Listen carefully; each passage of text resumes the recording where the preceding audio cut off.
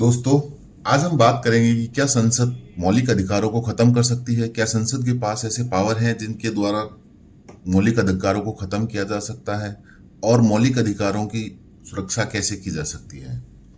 दोस्तों, संविधान के अनुच्छेद 13 में यह व्यवस्था की गई है कि संसद द्वारा ऐसा कोई कानून नहीं बनाया जाएगा जिससे संविधान के भाग 3 में वर्णित मौलिक अधिकारों का उल्लंघन होता हो।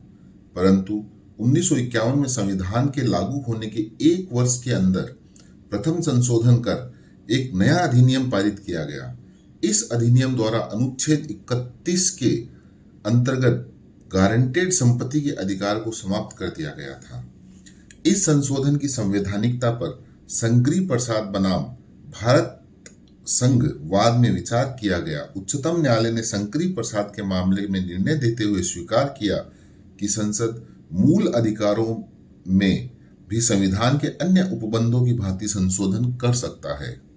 सज्जन सिंह बनाम राजस्थान राज्य के वाद में उच्चतम न्यायालय ने अपने पूर्ववर्ती शंकर प्रसाद वाले नियम को रद्द कर दिया और कहा कि संसद मूल अधिकारों में संशोधन नहीं कर सकती है। परंतु 1967 में उच्चतम न्यायालय ने गोलकनाथ बनाम पंजाब सरकार के विवाद में पूर्ववर्ती सारे जजमेंट्स को उलट दिया और यह निर्णय किया कि संसद अनुच्छेद 368 के अधीन मौलिक अधिकारों को समाप्त या सीमित करने की शक्ति नहीं रखता है। यह निर्णय 11 न्यायाधीशों की पीठ ने दिया था। 6 न्यायाधीश बहुमत में थे और 5 न्यायाधीश असहमत थे। हमें संविधान के 24वें संशोधन को समझना भी अति आवश्यक है। गोलकनाथ मामले में दिए गए सर्वोच्च न्यायालय के निर्णय की प्रतिक्रिया स्वरूप संसद ने संविधान का 24वां संशोधन किया जो 1971 में किया और यह निर्धारित किया कि अनुच्छेद 368 के अंतर्गत मूल अधिकारों में भी संशोधन किया जा सकता है। फिर संविधान का 25वां संशोधन आया।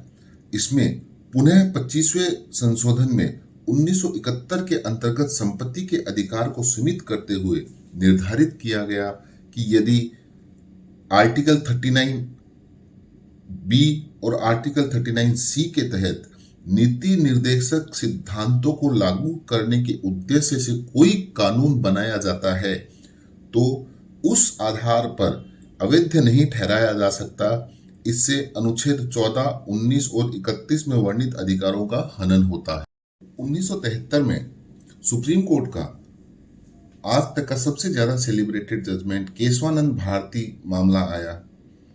1973 में केशवानंद भारती बनाम केरल राज्य विवाद में यह विषय फिर से उच्चतम न्यायालय के समक्ष आया। जिस न्यायपीठ ने इसे सुना उसमें 13 न्यायाधीश थे।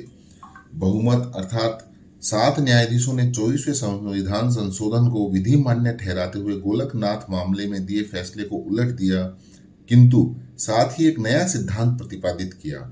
न्यायालय ने कहा कि संसद मूल अधिकारों वाले भाग में संशोधन करने के लिए उतनी ही सक्षम है जितनी कि संविधान के किसी अन्य भाग का, परंतु संविधान का संशोधन करके संसद संविधान की आधारभूत संरचना, जिसे आधारभूत लक्षण भी कहा जाता है, को न तो संक्षिप्त कर सकती है, न समाप्त कर सकती है और न नष्ट कर सकती है।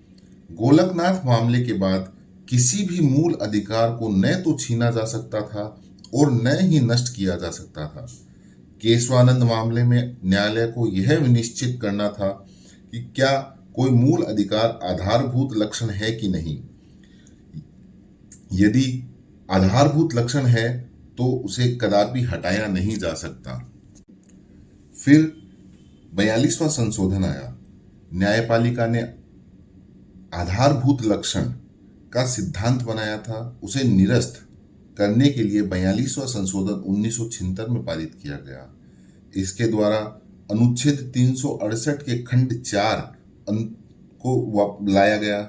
इस खंड का उद्देश्य न्यायिक पुनर्लोकन यानी जुडिशियल रिव्यू की शक्ति को हटाना था।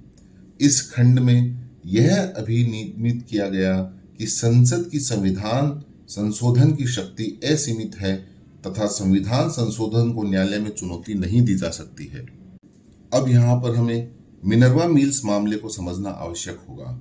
उच्चतम न्यायालय ने मिनर्वा मिल्स बनाम भारत संघ वाद में यह अभिनिर्धारित किया कि अनुच्छेद 368 का खंड 4 विधि सम्मत नहीं है, यानी इनवैलिड है, क्योंकि यह न्यायिक पुनर्लोकन को समाप्त करने के लिए पारित किया गया था।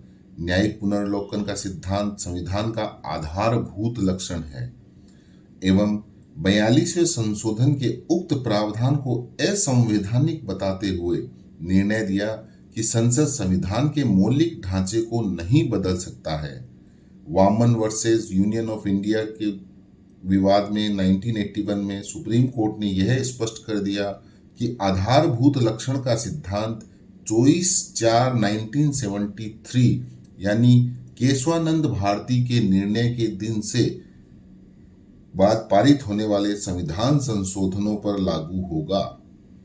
दोस्तों, अंत में इन संशोधनों और जजमेंट्स का यह परिणाम हुआ कि सुप्रीम कोर्ट ने यह अभिनिर्धारित किया कि मूल अधिकारों में संशोधन किया जा सकता है।